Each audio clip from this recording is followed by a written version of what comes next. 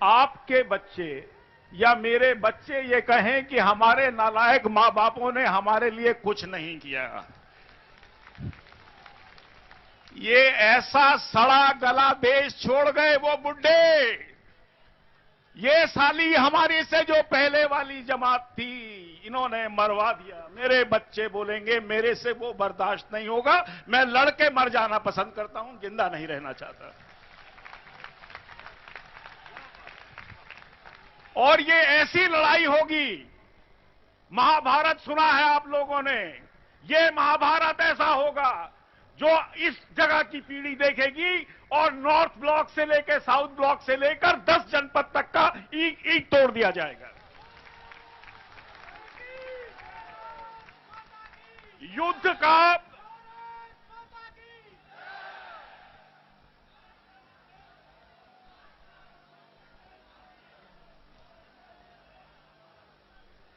हम आपको कुछ बहुत बड़ी बड़ी बातें बताना चाहते हैं जो जनता से छुपी हुई हैं। पहली बार मुझे मालूम है ये आज का भाषण प्रधानमंत्री सुनेंगे, सोनिया गांधी जी सुनेंगी, सारे भ्रष्ट मंत्री सुनेंगे, सबको पता है विश्व बंधु गुप्ता क्या है।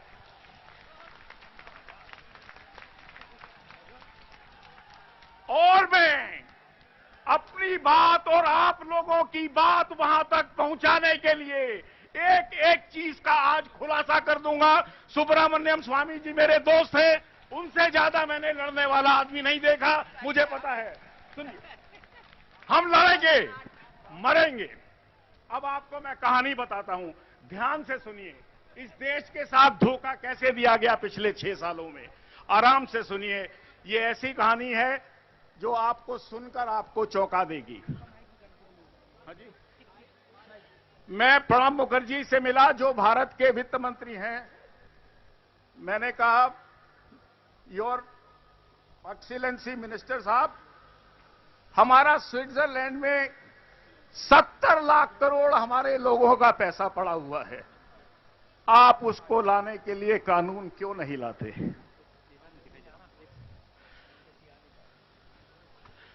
बोले, विश्व बंधु तुमको मालूम नहीं है, स्विट्जरलैंड के भी कानून हैं, उस कानून के अंदर वो हमको ना नाम बताएंगे ना पैसा देंगे।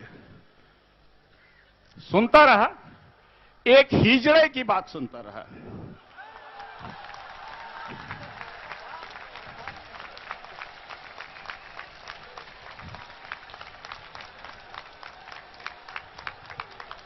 एक हिजड़े की बात सुनता रहा।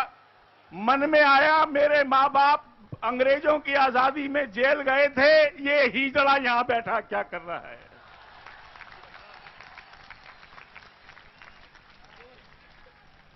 ना वो सिर्फ हिजड़ा है, वो झूठा है। हर बार पार्लियामेंट में झूठ बोलता है, हम बताएंगे। अब आपको मैं स्विट्जरलैंड का बता दूं। स्विट्जरलैंड की कुल आबादी 66,80,000 है। सुना आपने? नई दिल्ली और साउथ दिल्ली की आजादी 66,80,000 है।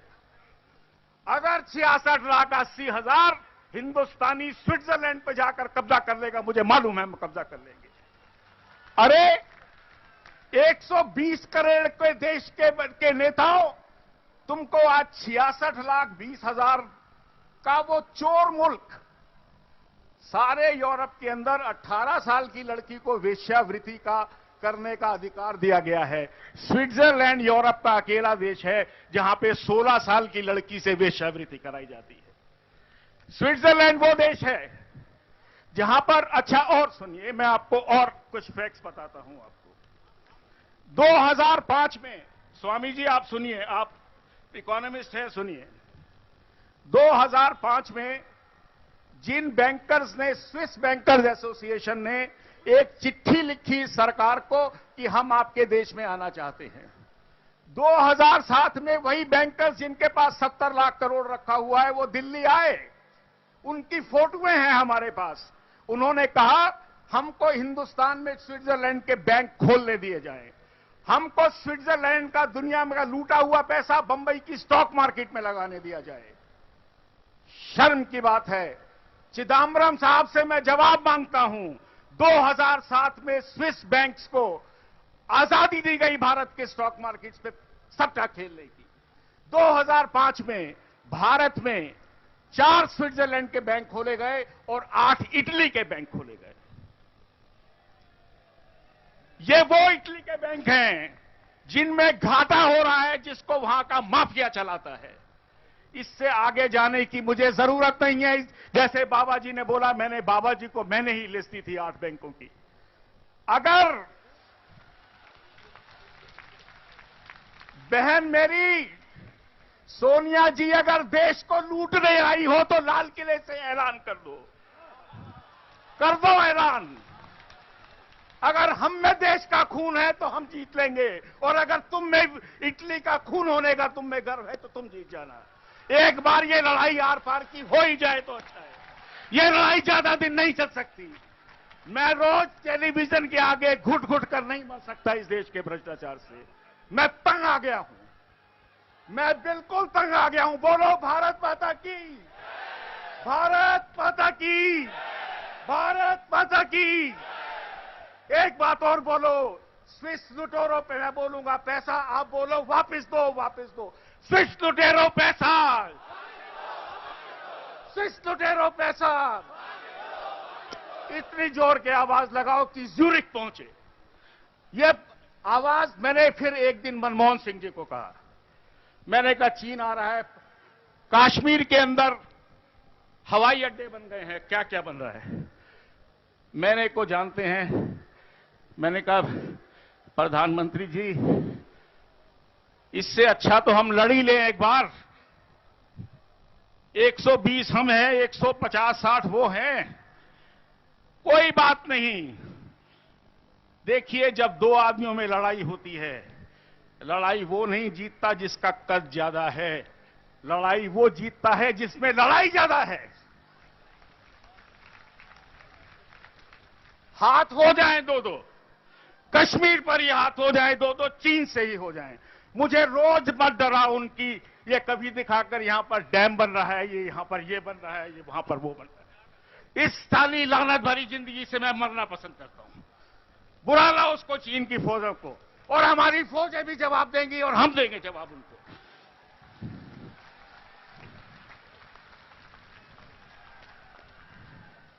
आपको कुछ हसन अली का खुलासा करता हूं। इनकम टैक्स डिपार्टमेंट जिसमें मैं कमिश्नर था, उसने पूना में छापा मारा। छापे में एक लैपटॉप पकड़ा गया जिसमें 17 नाम थे। एक नाम पढ़ा जा सकता था अदनान कशोगी का, बाकी 16 नाम कोडिट थे, समझ नहीं आ रहे थे। हमारे अफसर थक गए। उन्होंने कहा कि साहब ये नाम नहीं पता लग रहे। एक आदमी ने, एक ईमानदार ऑफिसर ने स्विट्जरलैंड को चिट्ठी लिखी, आप इन लोगों के नाम बता दीजिए। और कुछ हुआ ऐसे, उन्होंने कहा हम ये नाम देने को तैयार हैं अगर आपके वित्त मंत्री हमको चिट्ठी लिखते। सुनिए जरा, इस देश के चिदम्बरम का कैरेक्टर देखिए आप। वो आदमी को इस्तीफा देना पड़ेगा। हम आपको उसका कैरेक्टर बताते हैं। हम चिदम्बरम का कैरेक्टर बताते हैं। चिदम्बरम ने क्या किया, 17 आदमियों की लिस्ट लिखी। मुझे कारण मालूम नहीं उन्होंने चिट्ठी क्यों लिखी, लेकिन लगता है उनके मन में घूस खाने का लालच आया। उन्होंने कहा ये 50,000 करोड़ की मोटी मोटी बिल्लियां आ गई हैं, नाम आऊंगा, इनका ब्लैकमेल करूंगा और घूस खाऊंगा। इतिहास भी आदमियों से क्या क्या करा देता है। चिट्ठी लिखी गई, हसन अली के अकाउंट निकले, 17 नाम आए, लेकिन चिदम्बरम की किस्मत का धड़ा फूट गया। उसमें 3 पॉलिटिशियंस के भी नाम थे। आपको नाम भी बता देता हूं, विलासराव देशमुख का नाम था जो कैबिनेट मिनिस्टर है। अब आप सुनना ही चाहते हो तो सुन लो सारी बात को। दिल्ली की मैं इसको संसद मानता हूं, हिंदुस्तान की संसद मानता हूं। विलासराव देशमुख का नाम था। और उसके बाद वो घोड़े बेचने वाला आदमी जिसने 70 जिसके करीब 70, ये करीब 50 कितने हुए साहब ये? 25 billion dollar, 20 billion dollar, 100 lakh crore हो गया। 100 लाख करोड़ जिसने जमा कराया, फिर क्या हुआ? ये 3 साल पहले की बात है। आज भी हसन अली घूम रहा है। 3 आदमी। आज दूसरे का भी नाम सुन लो, जो विलासराव देशमुख के साथ था, जो हसन अली को मिलने गया पूना में। उस आदमी का नाम है अहमद पटेल। सुन लो सोनिया गांधी जी, सुन लो। बॉम्बे की पुलिस के पास वीडियो फुटेज है उन तीनों पॉलिटिशियंस की, जो पूना में रोज रात को मिलते थे। मैं अहमद पटेल से पूछना चाहता हूं, पता नहीं कितने लोग जानते हैं, वो हमारी यूपीए की चेयरमैन के राजनीतिक सलाहकार हैं। मैं नहीं जानता वो कौन सी राजनीति समझाते हैं, क्योंकि उनकी मीटिंग सोनिया गांधी से रोज रात को 12 से 2 बजे के बीच में होती।